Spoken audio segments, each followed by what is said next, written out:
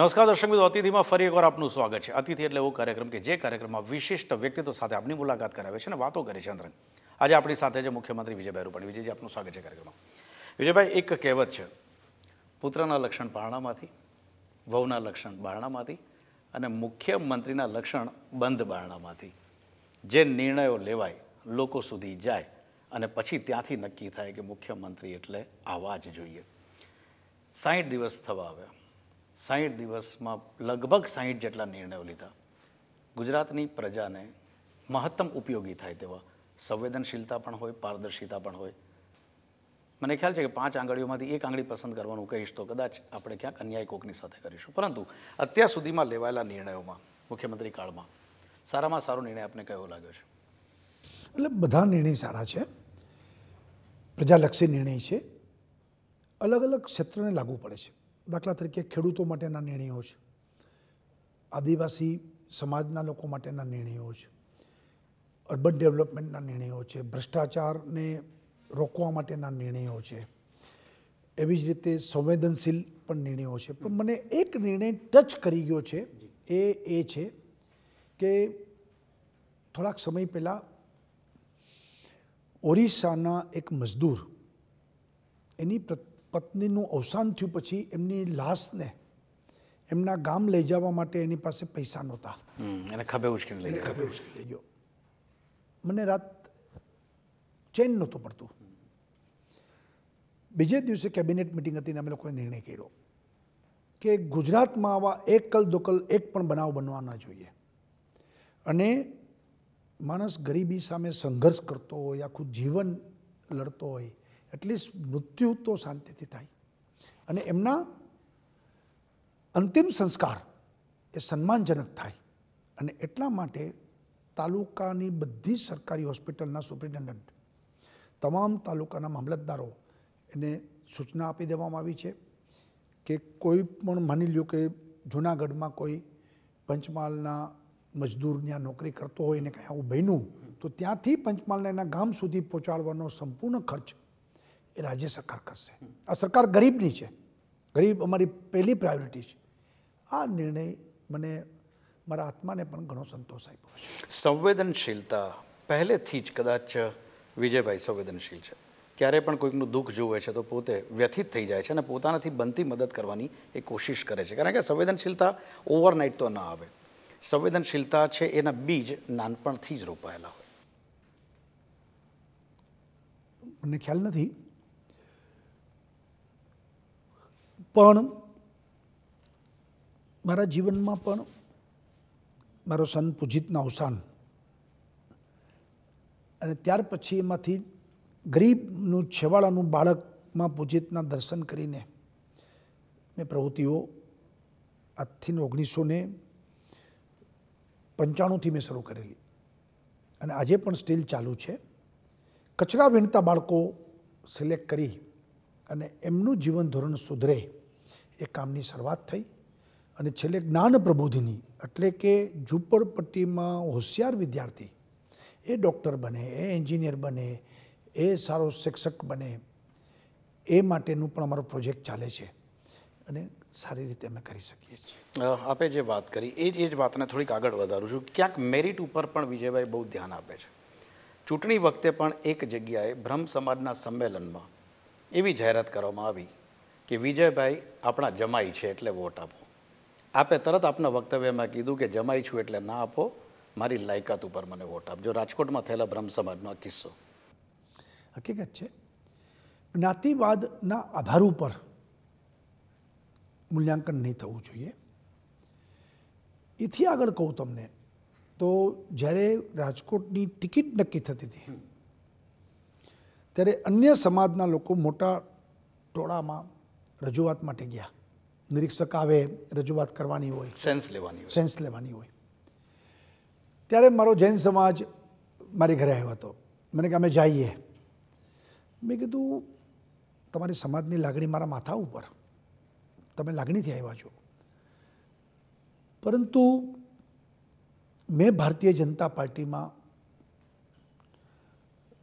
4 દાયકાથી હું કામ કરું છું અને જો પાર્ટીના એક કાર્યકર્તા તરીકે જો મને ટિકિટ ન મળતી હોય અને સમાજ બેઝ ટિકિટની વાત થતી હશે તો મારે નથી જોતી. કારણ કે મારે જીવનમાં મોટો ભાગ પક્ષ માટે મેં કામ કર્યું છે, ખર્ચ્યો છે, તો પક્ષની કાર્યકર્તાની લાયકાત તરીકે મારે ટિકિટ જોઈશે. આપણે કોઈ જવાની જરૂર જ નથી અને એ રીતે ટિકિટ મળે તો મને આનંદ પણ ન હોય. પાર્ટી નક્કી કરશે, મારામાં લાયકાત હશે તો મને આપે. સંઘ સાથે એબીવીપીથી શરૂ કરીને આપણે કીધું 4 દાયકાની આપની યાત્રા, સંગઠનમાં મહત્તમ કામ કર્યું છે. આપે જે વાત કરી એ જ વાતને આગળ વધારું. છતાં પણ પોલિટિકલ પાર્ટી કોઈ પણ હોય એ જ્યારે ટિકિટ આપવાની વાત આવે છે વિજયભાઈ, ત્યારે ક્યાંક એ જ્ઞાતિના સમીકરણોને ધ્યાનમાં લઈને ખરેખર સક્ષમ હોય એવા ઉમેદવારને એની સાથે અન્યાય થાય છે ખરો? થતો હશે, પરંતુ એમાં 2 ભાગ છે કે જ્યાં જ્ઞાતિ આધારિત જ મતદાનની પ્રક્રિયા થઈ રહી છે ત્યાં પોલિટિકલ પાર્ટી તરીકે ઢસડાવવું પડે છે. પરંતુ જ્યાં જ્ઞાતિ આધારિત વ્યવસ્થાની કોઈ વાત જ નથી તો ત્યાં મેરિટ ઉપર જ અમે લોકો નિર્ણય કરીએ છીએ. કારણ કે કમનસીબે આઝાદીના 70 વર્ષ પછી હજી આપણે આમાંથી બહાર નીકળ્યા નથી. જ્ઞાતિની વાત રાજકારણમાં સમયાંતરે આવે છે. વોટ બેંકની રાજનીતિ પણ સમયાંતરે આવી જાય છે અને એ જ વસ્તુ આપણે રાજકારણમાં આ બધી બાબતમાં ઢસડે છે. એટલે ક્યાંક ઢસડાતા હશું, પરંતુ જ્યાં આ વસ્તુની આવશ્યકતા નથી ત્યાં ઘણી નાની જ્ઞાતિને પણ ભાજપે ટિકિટો આપી છે. છેલ્લા ઘણા વર્ષોથી ભારતીય જનતા પાર્ટીનું શાસન, બધા જ મુખ્યમંત્રીએ પોતપોતાની રીતે અલગ અલગ વિભાગોને અલગ અલગ રીતે સુધારણાના કાર્યક્રમ રાખ્યા. આપને કેવું લાગે છે હજી પણ પ્રાયોરિટીમાં કયું એક એવું ડિપાર્ટમેન્ટ છે કે જેની અંદર સૌથી વધુ રસ લઈને એને મોસ્ટ એક્ટિવ કરવાનું કામ હજી કરવાનું બાકી છે? નહીં, આમાં એક ડિપાર્ટમેન્ટની વાત કરીએ બરાબર નહીં. દરેક ડિપાર્ટમેન્ટમાં સમયાંતરે વહીવટી સુધારણા થવી જોઈએ. દરેક ડિપાર્ટમેન્ટે એક્ટિવ રહેવાનું છે. દરેક ડિપાર્ટમેન્ટની અલગ અલગ જવાબદારી છે. સમાજ કલ્યાણ એ પણ સોશિયલ રિસ્પોન્સિબિલિટી છે. લો એન્ડ ઓર્ડર એ પણ આપણી જવાબદારી છે. એજ્યુકેશન, ગુજરાતની જનતાને સારામાં સારું મળે એ પણ જવાબદારી છે. અને હેલ્થ, ટૂંકમાં બધા ડિપાર્ટમેન્ટની જવાબદારી છે. પરંતુ પહેલી વસ્તુ લો એન્ડ ઓર્ડર છે. ઓર્ડર જો સારો હશે તો બાકીના બધા ડેવલપમેન્ટ એના આધારે શક્ય બને. એક સમય હતો કોંગ્રેસના વખતમાં ઓર્ગેનાઇઝ ક્રાઇમ ચાલતો હતો અને ત્યારે સ્વાભાવિક છે કે વિકાસ અટકી જ પડે. એક સમય એવો હતો કે અમુક જિલ્લામાં અમુકના નામથી જ જિલ્લાઓ ચાલતા હતા, તો ત્યાં કોણ જાય વિકાસ કરવા? તો આ બધી વસ્તુને રોકવું પડે.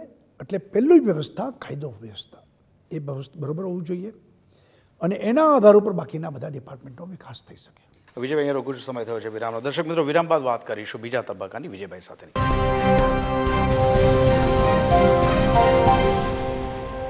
વિરામ બાદ ફરી એકવાર સ્વાગત છે આપનું કાર્યક્રમ અતિથિમાં વિજયભાઈ રૂપાણી સાથેની વાતો બીજા તબક્કાની. વિજયભાઈ, 4 દાયકા આપે કીધું, પોલિટિક્સ અને પોલિટિકલ જે કાર્યકર્તાઓ છે એમાં ઘણો બદલાવ જોઈ લીધો આપે. અત્યારે જે પ્રમાણે સમગ્ર હિન્દુસ્તાનમાં રાજનીતિ ચાલી રહી છે, what is your personal opinion? એટલે રાજનીતિમાં બહુ માનતો થઈ ગયો છું કે સમય બળવાન છે, વ્યક્તિ બળવાન નથી. સમયાંતરે સમયને અનુરૂપ બધું બનતું હોય છે. આપણે હિસાબ કરીએ કે 1975 પહેલાંની રાજનીતિ જુદી હતી, 1975થી 2000 સુધીની રાજનીતિ જુદી છે અને 2000થી 2016ની રાજનીતિ જુદી છે. કારણ કે ઇતિહાસ બનતો હોય છે.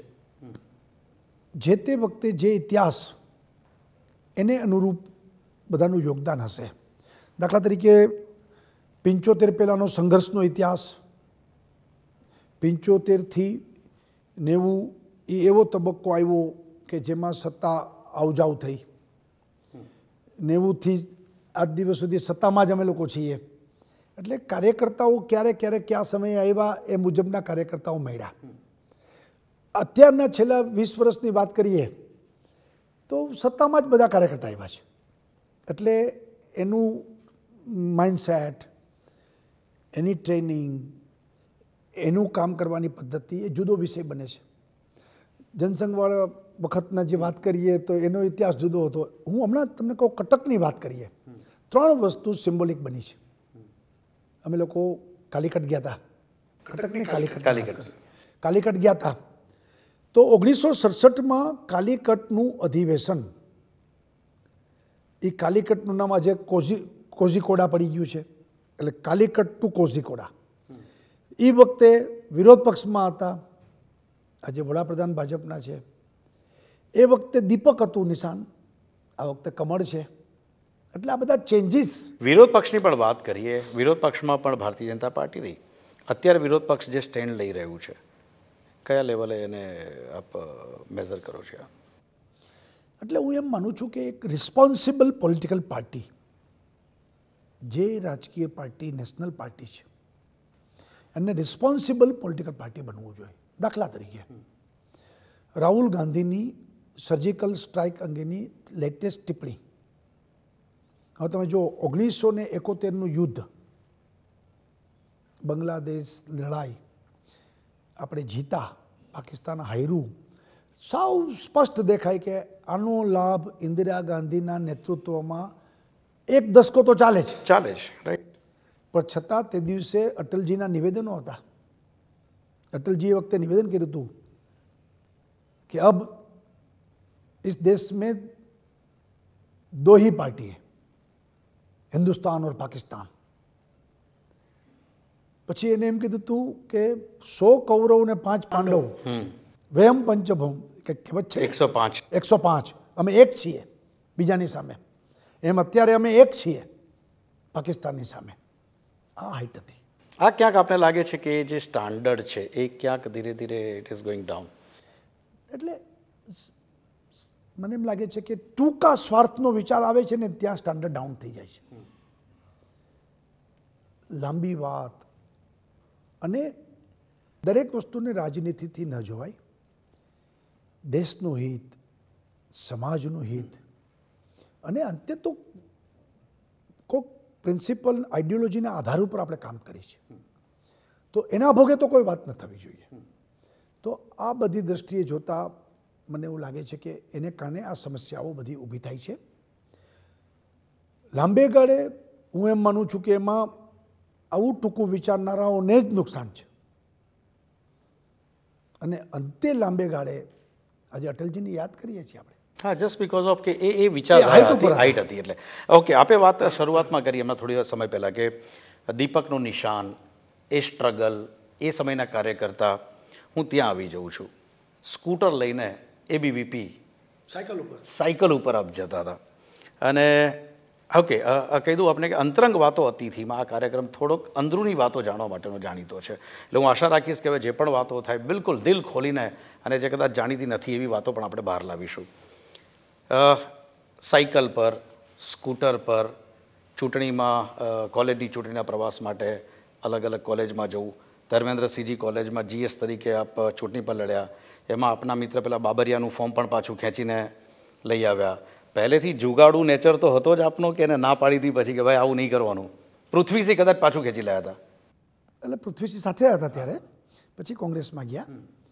પણ નાનપણથી સંઘના સ્વયંસેવક હોવાને કારણે એક દેશભક્તિની વાત, આઈડિયોલોજીની વાત, એના આધારે સંઘ, પછી વિદ્યાર્થી પરિષદ, અને વિદ્યાર્થી પરિષદમાં રાજકોટમાં બધી કોલેજોમાં વિદ્યાર્થી પરિષદના GS બને, એ કલ્પનાને કારણે પછી આ બધું શરૂ થયું હતું. અને જોગાનુજોગ અમારા ભાગે નવનિર્માણનું આંદોલન, કટોકટીનો કાળો કાળ, આ બધું અમારા ભાગે આવ્યું. એટલે ઘડાઈ ગયા બધા જ અનુભવો. હા, બધા અનુભવ ત્યાં ઘડાઈ ગયા. એ લાભ અત્યારે દેખાય છે બધી વસ્તુનો. એ જો અમને અનુભવ ન મળ્યો હોત તો હજી આજે પણ એ મેચ્યોરિટી ના. પણ એ મેચ્યોરિટી એટલી લેવલની પણ હતી વિજયભાઈની કે જે તમારી સામે ચૂંટણી લડ્યા હતા GSમાં, એને આપણે ચેરમેન પણ બનાવ્યા. અમારા પ્રમુખ છે ડીકે સખિયા પ્રમુખ છે. એટલે એટલું ઓપન માઇન્ડેડ પણ હોવું જોઈએ કે યસ દેટ્સ ઓલ. બેટલફિલ્ડ હતું ત્યારની અલગ વાત છે, અત્યારની અલગ વાત છે. એ આંદોલન દરમિયાન ઘણું બધું આપ્યું, ઘણા અનુભવો આપ્યા અને લાઈફ પાર્ટનર પણ એ આંદોલને કાર્યકાળ જ આપ્યા. આંદોલન તો નહોતું ત્યારે, પણ વિદ્યાર્થી પરિષદમાં અમે સાથે કામ કરતા હતા. અને ગુજરાતમાં પહેલી મહિલા પૂર્ણકાલીન એ મારી મિસિસ હતી. એટલે સાથે કામ કરતા સ્વાભાવિક છે કે ભાઈ હવે જીવન પર્યંત આ દિશામાં જ કામ કરવાનું છે, તો એક આ જ પ્રકારનું કામ કરતા કાર્યકર્તા સાથે લગ્ન કર્યા તો અત્યારે મને ઘણી અનુકૂળતા છે અને એની પણ સમજણ છે કે અંતે આ બધું શેના માટે બધું થઈ રહ્યું છે, એટલે આજે મને એનો લાભ પણ છે. એ સમયે સંઘના અધિકારીઓને વિશ્વાસમાં લઈને, પરમિશન લઈને આ પગલું આપે લગ્નનું લીધું. સંઘના લોકોએ જ બધી વ્યવસ્થા પછી લગ્નની અમારા વડીલોને સમજાવ્યા અને અમને લગ્ન કરાવ્યા. સંવેદનશીલતાની વાત કરીએ તો 3 દીકરીઓ હતા અંજલિ ભાભી લોકો, 3 બહેનો, અને જ્યારે પપ્પાને તકલીફ પડી તો પણ લાઈફ ટાઈમ પપ્પાને સાચવ્યા. તો સ્વાભાવિક છે, કારણ કે જ્યારે 2 કુટુંબ એક થાય છે તો બંને માતા પિતા જ ગણાય છે, તો નેચરલી છે કે આપણે એમની સેવા કરવી જ જોઈએ અને એ પણ મોકો મળ્યો, એ પણ ઈશ્વરની કૃપા હતી. પરિવારને પણ સ્ટ્રિક્ટ સૂચના આપી છે કે સચિવાલયના ઉંબરો નહીં ચડવાનું. હું એમ માનું છું કે આજના જાહેર જીવનમાં ક્રાઇસિસ ઓફ જ્યારે કેરેક્ટર હોય, આજના જાહેર જીવનમાં લોકોનો ભરોસો એ સંપાદિત કરવો હોય તો સ્વાભાવિક છે કે આ બધી બાબતોથી કુટુંબના લોકો દૂર રહેવા જોઈએ. એટલે નેચરલ કોર્સમાં કીધું જ છે કે ભાઈ બને ત્યાં સુધી સચિવાલયના પગથિયા ન ચડવા. કૃષિ ક્ષેત્રે ખાસ કરીને મારે આપના વિચારો જાણવા છે કે જે પ્રમાણે છેલ્લા કેટલાય સમયથી અલગ અલગ કેન્દ્ર સરકાર પણ કૃષિ માટે નવી નવી યોજના મૂકે છે. ગુજરાતમાં પણ ખાસ કરીને ખેડૂતો પોતે અલગ કંઈક જાહેરાતો થાય તેવી આશા રાખી રહ્યા છે. વિશેષ યોજનાઓ કઈ છે? આપની ડિઝાઇન શું છે કૃષિ માટે? ને કૃષિ માટેનું જે નરેન્દ્રભાઈની જે કલ્પના છે કે 5 વર્ષ પછી દુગણી આવક એ અમે કરવા માગીએ છીએ કે અત્યારના ખેડૂતની જે આવક છે એનો બમણી આવક થાય 5 વર્ષ પછી, અને કૃષિ દર જે આપણો અત્યારે ડબલ ડિજિટ છે એ પણ વધે. કૃષિ પ્રધાન દેશ છે, જો એક વખત ખેડૂત સમૃદ્ધ તો ગામડું સમૃદ્ધ, ગામડું સમૃદ્ધ તો જ શહેર સમૃદ્ધ, અંતે એ બધો પૈસો શહેરમાં આવે છે અને શહેર સમૃદ્ધ બનશે તો આખું ગુજરાત સમૃદ્ધ બનશે. એટલે કેન્દ્ર સ્થાને કિસાનને રાખીને આપણે આગળ વધવા. એજ્યુકેશનમાં બહુ ઝિગઝેગ થાય છે વિજયભાઈ, કદાચ આને બહુ માઇન્યુટલી આપે જો અભ્યાસ કર્યો જ હશે. એજ્યુકેશનમાં હજી સુધી સરકારની એક સ્પષ્ટ નીતિ હજી જાહેર નથી થતી. બાળકો કન્ફ્યુઝ હોય છે, વાલીઓ કન્ફ્યુઝ હોય છે, શિક્ષકો કન્ફ્યુઝ હોય છે કે કઈ તરફ સેમિસ્ટર લાવવું નથી લાવવું, એમાં 6 મહિના ખેંચાઈ જાય, વિદ્યાર્થીઓ ઓઢવ મારે, સડનલી બદલાઈ જાય. હાયર એજ્યુકેશન માટે જે સ્ટાન્ડર્ડની ઓલ ઇન્ડિયા લેવલે રેન્કમાં આવી શકે એવી યુનિવર્સિટી, ઇન્ટરનેશનલી વાત તો દૂરની રહી, એ પણ આપણી પાસે ક્યાંક હજી ઊભી કરવામાં આપણે ક્યાંક થોડાક પાછળ પડીએ છીએ ખરા? નહીં, વાત તમારી સાચી છે, ઝેગઝેગ બહુ થયું છે, પરંતુ અનુભવના આધાર ઉપર હવે સ્ટેબલ બને અને વિદ્યાર્થી, વાલી, શિક્ષકો, શાળાઓ, કોલેજો એક દિશામાં સાતત્યપૂર્વક આગળ વધે એ જરૂરી છે અને એ દિશામાં પ્રયત્ન કરશું. જે ડિઝાઇન આખો સિલેબસ કોર્સનો છે, કારણ કે એમાં માટે જેટલા પણ શિક્ષણ જગત સાથે સંકળાયેલા વિશેષજ્ઞો છે એ લોકો પણ પોતે પોતાનું કંઈક વિશેષ યોગદાન આપવા તૈયાર છે. સરકાર એવી શું યોજના બનાવવા માગી રહી છે કે આવે એમના સજેશન્સ આપે ને ઘણું બધું ડેવલપ થઈ શકે એવું છે? ના, દરેક ડિપાર્ટમેન્ટમાં કોઈ પણ પોલિસી ફાઇનલ કરતાં પહેલાં આમ મત જાણવો, એના એક્સપર્ટ લોકોનો પણ અભિપ્રાય લેવો અને પછી આગળ વધવું, તો જ સાચો નિર્ણય સાચી દિશામાં આપણે કરી શકીએ. એટલે ચોક્કસ જે શિક્ષણવિદો છે એમને પણ પ્રોસેસમાં જોડવા જોઈએ અને આ શિક્ષણવિદોની સાથે આગળ વધીને એમાંથી નિર્ણય કરશું. ઓકે, સમય થયો છે વિરામનો. અંતિમ તબક્કાની વાતો વિજયભાઈ સાથે કરીશું.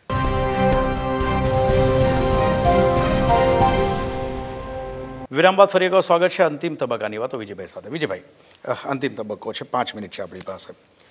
વિરોધ પક્ષ ગણો છો ખરા ગુજરાતમાં છે? ઘણો તો પડે જ ને. કોંગ્રેસ છેલ્લા કેટલાય સમયથી વાતાવરણ એવું ઊભું કર્યું છે કે ગાંઠતા જ નથી, વિધાનસભામાં બેસવા જ નહીં દેવાના, ગમે તેમ કરીને. એ લોકોની એવી ફરિયાદ છે. એ લોકો બાયકોટ કરે છે મુદ્દાવાદ લઈને. અમે તો ચર્ચા કરવા તૈયાર જ હોઈએ છીએ અને પૂરતી.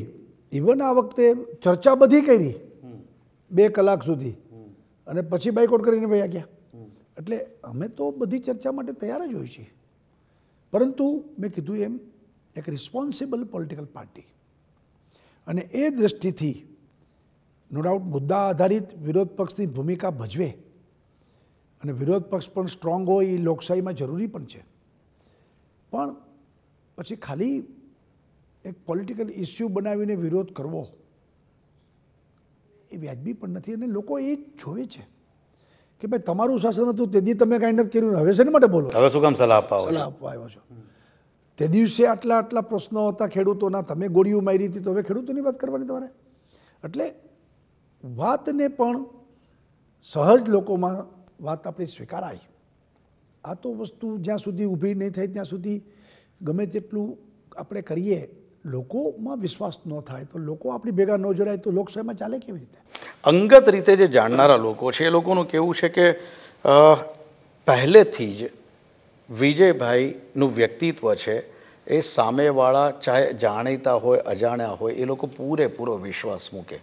કોલેજ વખતે પણ જ્યારે આપ નાટક માટે જતા હતા ત્યારે પણ વાલીઓ કે એમની દીકરીઓ છે વિજયભાઈ છે ને તો બિંદાસ મોકલાય બહાર, ભલે રાત્રે રિહર્સલમાં મોડું થાય એ ચિંતા નહીં કરવાની. એટલે મેં કીધું એમ આપણી નિયત ચોખ્ખી હોવી જોઈએ અને નિયત ચોખ્ખી હશે તો ચોક્કસ લોકોમાં વિશ્વાસ રહેશે. ફરિયાદ કરવા જાઓ ત્યારે પણ પંડ્યા સાહેબે કહી દીધું હતું, પેલી છોકરીને કંઈક પકડી હતી, કોઈક છોકરાને તમે વાત કરતા અને તમે જ્યારે પંડ્યા સાહેબ પાસે લઈ ગયા હતા, પંડ્યા સાહેબે કીધું કે મારી કોલેજમાં આવો છો, એના કરતાં આવું જ કરવું હોય તો તમે જ્યુબિલીમાં જતા રહો. તમે કીધું ભાઈ આને કાઢવાની વાત કરો છો એની જગ્યાએ આ કેમ કહો છો? એટલે એવા તો ઘણા બધા ઇન્સિડન્ટ્સો છે. મહત્ત્વનું એ છે કે જે જવાબદારી, જે કામ એના બોનાફાઇડ આપણા ચોખ્ખા રહેવા જોઈએ. તો જ લોકો આપણી વાતમાં ભરોસો બેસે તો જ નેતૃત્વ તમારું ટકે. આજે નરેન્દ્રભાઈ માટે શું છે? લોકોને ભરોસો છે કે ભાઈ કરશે તો એ જ કરશે. એ ભરોસો ઓછો ન થાય. એટલે હું કહું છું અપેક્ષાઓ વધે એનાથી ગભરાવાનું નથી, આક્ષેપો થાય તો ગભરાવવું પડે. અપેક્ષાને પહોંચી વળાશે, ન પણ થાય તો લોકોને વાંધો નથી, પણ આક્ષેપો થાય તેથી મરી ગયા, વિશ્વાસ તૂટી જાય આખો, અને એ રાજકીય રીતે મોટું નુકસાન થતું હોય છે. એટલે બોનાફાઇડ ક્લિયર હોય તો સ્વાભાવિક છે કે લોકોનો વિશ્વાસ એક સંપાદિત થાય છે. ટાર્ગેટ ડિસાઇડ કરેલા હોય વિજયભાઈએ કે આ સમયમાં મારે આટલું કરવું, આ સમયમાં આટલું કરવું, હજી પણ કયા કયા કાર્યો આવનારા દિવસોમાં ગુજરાતની જનતા માટે? એટલે મારા ભાગે તો બહુ ઓછો સમય આવ્યો છે, કારણ કે ચૂંટણી આવે છે. ચૂંટણી પછીના સમય જુદો વિષય છે, પણ વર્ષમાં ચૂંટણી આવી રહી હોય ત્યારે એ સમયે વધુને વધુ લોક ઉપયોગી કામો, લોકોમાં વિશ્વાસ અને ભરોસો ઊભો થાય એ પ્રકારના નિર્ણયો અને સાથે સાથે સંગઠનના કાર્યકર્તાઓના પગમાં જોર આવે એ દિશામાં મારી પ્રાયોરિટી છે. બીજું કે ગુજરાત એ નરેન્દ્રભાઈએ જે પાયો નાખ્યો છે એની પ્રતિષ્ઠા છે એ ઊણી ન ઉતરે, એ પણ ટકાવી રાખવાનો છે. એટલે એની પણ ચિંતા છે કે ગુજરાત હવે પાછું પડે એ ન પોસાય. ગુજરાતનો વિકાસ અવિરત ચાલવો જોઈએ. સરકાર પોતાનું કામ કરે છે, જનતા પાસેથી ગુજરાતના નાગરિકો પાસે શું અપેક્ષા રાખો છો? બસ સૌનો સાથ સૌનો વિકાસ જે મંત્ર આપ્યો છે નરેન્દ્રભાઈએ, એમાં અમને પૂર્ણ ભરોસો છે. વિકાસના કામમાં બધાનો સાથ અને સહકાર મળે એ ગુજરાતની જનતા પાસે અપેક્ષા છે અને જનતા અમારામાં ભરોસો રાખે. મેં કીધું એમ અમારો કોઈ પર્સનલ એજન્ડા નથી, અમારી નિયત પણ કોઈ ખરાબ નથી, અમે કશું અંગત કાંઈ કરવા નથી આવ્યા, જે છે એ ટ્રાન્સપરન્સી સાથે લોકોનું કામ કરવા માટે આવ્યા છીએ. ત્યારે આ ભરોસોમાં જનતા અમારા ઉપર રાખે, અમે ભરોસો ક્યાંય એનો તૂટે નહીં એ રીતે આગળ વધશું. અંતિમ વાત, વિજયભાઈ ગીતોના શોખીન છે. વિજયભાઈને ગાવું સંગીતો પણ ઘણા ગાયા છે અને અંતાક્ષરી પણ એમની ફેવરેટ ગેમ હતી. એક સરસ ગીત આજે આપના મુખે સાંભળવા માગીએ છીએ. કદાચ દીવાના આપનું ફેવરેટ હતું. ના ના એવું તો નથી, પણ પહેલેથી જ ભલે રાગ આપણો સારો હોય કે ન હોય, પણ ગીતોનો શોખ, અને સંઘમાં પણ વિદ્યાર્થી પરિષદમાં પણ ગીતો દેશભક્તિના બહુ ગયા. એટલે જેને કહીએ કે ઓલું કહે છે ને કે ગીત સંગીત એ સાધના છે અને એમાં જ પરમાનંદ છે. એટલા માટે વિજયભાઈ કે નોર્મલી ભાષણ ને એ બધું તો વિજયભાઈને અલગ વ્યક્તિત્વ જોવે છે, પણ આજે એક આ કાર્યક્રમ એના માટે જાણીતો છે કે આ કાર્યક્રમમાં દરેક અમારા અતિથિ 400થી વધારે જે અતિથિ આવે છે એમને પોતાનું એક સરસ એક ગીત એકાદું મુખડું. તમે મને મુશ્કેલીમાં મૂકી દીધા, પરંતુ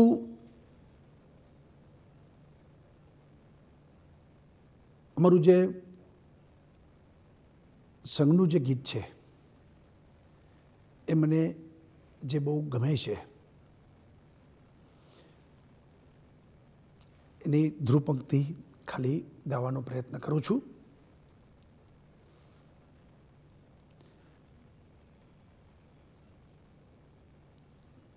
निर्माणों के पावन युग में हम चरित्र निर्माण न भूले, स्वार्थ साधना की आंधी में वसुधा का कल्याण न भूले, निर्माणों के पावन युग में. Thank you very much Vijayji અમારી સાથે વાત કરવા બદલ. સ્વાર્થ કી આંધિયો મેં કલ્યાણ ન ભૂલે, વસુધા કા કલ્યાણ ન ભૂલે, આ એક સરસ વિચાર જે એમને ગીત પર રજૂ કર્યું. આ એક નાનકડો પ્રયાસ હતો. આવનારા દિવસોમાં ફરી એકવાર વિજયભાઈ સાથે ઘણી બધી વાતો કરવા માટે આપની સાથે હાજર રહીશું. ફરી મળીશું નેક્સ્ટ એપિસોડમાં એક નવા અતિથિ સાથે. ત્યાં સુધી આપશો નમસ્કાર. Thank you very much. Thanks again.